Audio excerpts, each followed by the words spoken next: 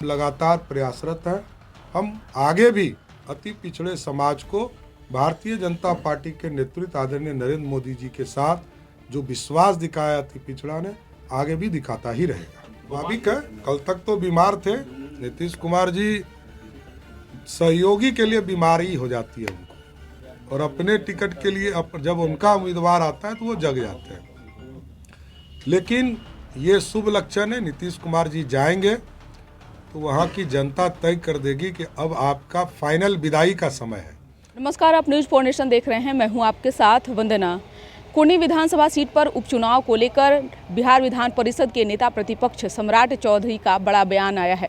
सम्राट चौधरी ने आरोप लगाते हुए कहा कि महागठबंधन की सरकार अति पिछड़ों की हकमारी की है और बीजेपी अति पिछड़ों को उम्मीदवार बनाया है। यही नहीं, आगे उन्होंने कहा कि जब सहयोगी की बारी आती है तो नीतीश कुमार बीमार पड़ जाते हैं और अपने उम्मीदवार के लिए वो स्वस्थ हो जाते हैं। साथ ही साथ उन्होंने नगर निकाय चुनाव को लेकर जो आयोग का गठन सरकार के द्वारा किया गया है उस पर उन्होंने नाराजगी जाहिर करते हुए कहा है कि हम मांग करते हैं कि पटना हाई कोर्ट के सिटिंग जज की अध्यक्षता में आयोग बने। सुनवाते हैं आपको कि क्या कुछ कहना है नेता प्रतिपक्ष सम्राट चौधरी का।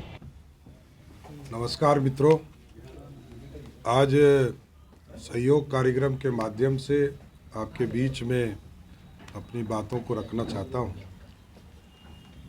बड़ा ही दुर्भाग्य है कि बिहार की राजनीति के साथ नीतीश कुमार जी लगातार मजाक कर रहे हैं।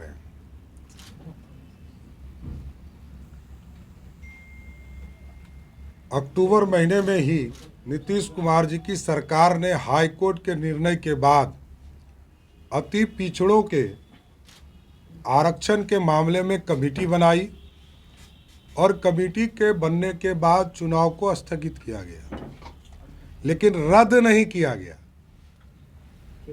ये दुर्भाग्य है कि नीतीश कुमार जी जो रिपोर्ट बनवा रहे हैं वो तो ऐसे भी उनके पार्टी के लोग हैं, उन लोगों को वो बता दिए हैं कि क्या क्या रिपोर्ट में बनाना है, और चुनाव क्यों नहीं रद्द कर रहे हैं ये मैं जानना चाहता हूं।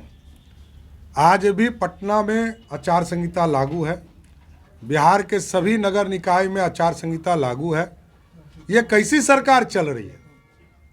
नीतीश कुमार जी को बताना चाहिए कि ये अति पिछड़ों का अपमान है कि आप बिना कमेटी के रिपोर्ट के आए ही इन लोगों की सरकार ने तय कर लिया है कि हम चुनाव इसी नोटिफिकेशन पे कराएंगे।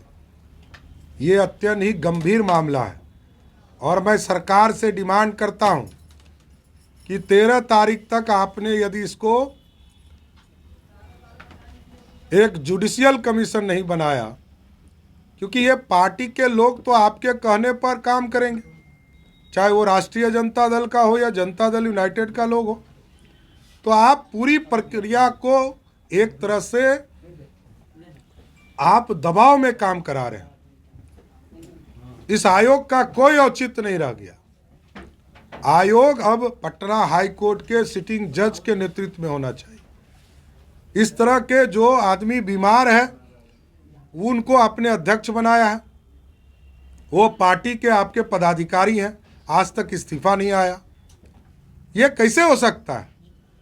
ये आप मजाक कर रहे हैं। मैं बार बार कह रहा हूं कि नीतीश कुमार जी लोकतंत्र के साथ, अति पिछड़े समाज के साथ मजाक करने का काम कर रहे हैं। चुनाव के पूरी प्रक्रिया को प्रभावित करने का काम नीतीश कुमार जी कर रहे हैं, और हमारी पार्टी ने तो कमेटी बनाया और हम इसका जांच भी करा रहे हैं। आदरणीय भीम सिंह जी, अजय निषाद जी, शंभू शरण पटेल जी और राम कुमार जी इस पूरी कमेटी को लीड कर रहे हैं। तो ये पूरा स्पष्ट है कि बिहार में नीतीश कुमार जी अति पिछड़े के सम्मान को बढ़ाने का काम नहीं कर रहे हैं, अति पिछड़े के सम्मान को घटाने का काम कर रहे हैं। आप चुनाव रद्द नहीं करेंगे तो कैसे होगा? जो TTT का टेस्ट का आदेश का भारत के सर्वोच्च न्यायालय ने दिया, जब उसका रिपोर्ट आया ही नहीं तो आपने तय कैसे कर लिया? यह गंभीर आरोप है। सरकार और चुनाव आयोग दोनों को मैं चेतावनी देता हूं कि आप चुनाव आयोग निष्पक्ष होकर काम करे। पटना हाई कोर्ट ने डिसीजन दिया, उसके बाद भी आप निष्पक्ष नहीं हैं।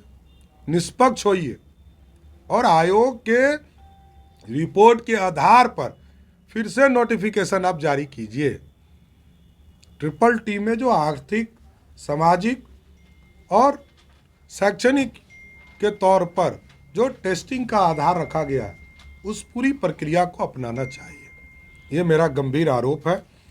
दूसरा, स्वाभाविक है, कल तक तो बीमार थे नीतीश कुमार जी, सहयोगी के लिए बीमारी हो जाती है उनको, और अपने टिकट के लिए जब उनका उम्मीदवार आता है तो वो जग जाते हैं। लेकिन ये शुभ लक्षण है, नीतीश कुमार जी जाएंगे तो वहाँ की जनता तय कर देगी कि अब आपका फाइनल विदाई का समय है।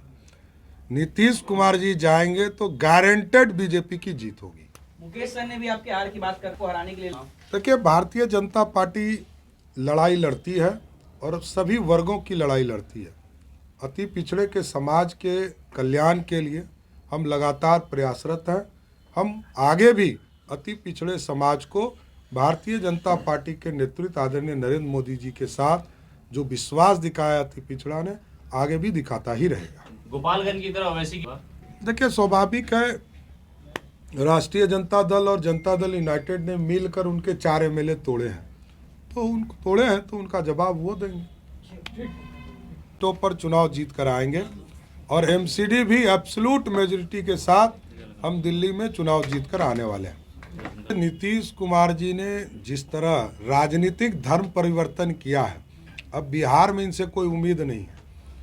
पीएफआई के दबाव में, लालू प्रसाद जी के दबाव में और सो कॉल्ड सामाजिक न्याय के जो एक चर्चा करते हैं, उसके दबाव में नीतीश कुमार जी का रूल ऑफ लॉ नहीं रह गया। नीतीश कुमार जी अब दबाव की राजनीति कर रहे हैं। कितना बड़ा खतरा है आइए देखिए, ये देश का सवाल है, देश को मिटने नहीं देंगे, ये तय किया है इस देश के प्रधानमंत्री। और ये जरूर मैं कहता हूँ कि देश के प्रधानमंत्री नरेंद्र मोदी जी हैं, तब तक बिहार भी सुरक्षित रहेगा। जिलों में हमने देखा कि अरवा चावल मिल के द्वारा, जो कोऑपरेटिव सेक्टर के द्वारा, पैक्सों के द्वारा जो धान अधिप्राप्ति की जाती है, उसको मिल को दिया जाता है उसके कुटाई के लिए। कई जिले ऐसे हैं जहां अरवा चावल का ही फैक्ट्री है, मिल है, और वहां पर इन लोगों ने उसना का दे दिया। जैसे मैं उदाहरण में देता हूं, गया में, नवादा में, मुंगेर में एक भी उसना चावल का फैक्ट्री मिल नहीं है। अरे आप इसको एक रास्ता बनाइए कि पहले उस ज़िले के आधे चावल को उसना चावल और आधा अरवा चावल दिया जाए। ये पूरे प्रोसेस को, इससे यह प्रतीक होता है कि कहीं ना कहीं घोटाला हो रहा है। एक व्यक्ति को पूरा फायदा देने का बात कैसे हो सकता है। और तीसरा एक मुद्दा है कि बिहार के 2.25 लाख टीईटी और सीटीईटी के शिक्षक, जिनकी बहाली 2010 के कानून के तहत, 2010 में जब टीईटी के शिक्षकों की अनिवार्यता की गई देश में और आरटीई का प्रयोग किया गया पूरे देश में, तो समान वेतन की चर्चा उस कानून में आई। लेकिन बिहार की सरकार ने उसको भी नियोजन में रखा है। इसको नियोजन से अलग करना चाहिए।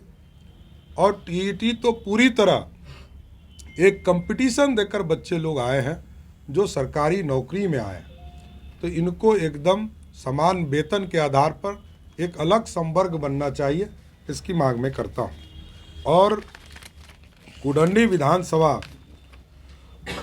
चुनाव में जनता दल यूनाइटेड की हवा निकल गई है और आपको देखने को लगेगा कि जनता दल यूनाइटेड जो अति पिछड़ों के सम्मान की बात करती थी, नीतीश कुमार जी को कहते थे कि मसीहा हैं, अति पिछड़े के सम्मान को वहाँ गिराने का काम किया। अति पिछड़े के समाज के वहाँ सिटिंग एमएलए थे, उनको टिकट नहीं दिया। हमने तो अति पिछड़े समाज जो हमारा पहले प्रत्याशी था, उसी पर भारतीय जनता पार्टी ने विश्वास किया और केदार गुप्ता जो कानून समाज से आते हैं उनको उम्मीदवार बनाने का। तो कुडन्नी में भी गोपालगंज के तरह जहां राष्ट्रीय जनता दल को हम लोगों ने हराया था, यहां जनता दल यूनाइटेड को हराने का काम करेंगे। तो सुना आपने कि क्या कुछ कहा। ये आपको बता दें कि यही नहीं, कई मुद्दों को लेकर सरकार पर उन्होंने निशाना साधा है। जिस तरह से कुर्नी विधानसभा सीट पर उपचुनाव होना है तो उन्होंने साफ साफ कह दिया कि कुर्नी विधानसभा सीट पर आरजेडी का सफाया होने जा रहा है। मुकेश सहनी और ओवैसी को लेकर भी उन्होंने कहा कि केंद्र सरकार के जो कार्यशैली है कहीं ना कहीं उसे सभी लोग प्रभावित हैं और यही कारण है कि लोग हाथ पैर मारने की कोशिश करेंगे वहाँ, लेकिन कुछ होने वाला इसे नहीं है। अब चुनाव परिणाम आने के बाद ही पता चल पाएगा कि कुर्नी विधानसभा सीट पर किसका कब्जा होता है। इस खबर बस इतना ही। बने रहिए न्यूज़4नेशन के साथ। तब तक हमारे चैनल को सब्सक्राइब नहीं किया है तो कर लीजिए। धन्यवाद।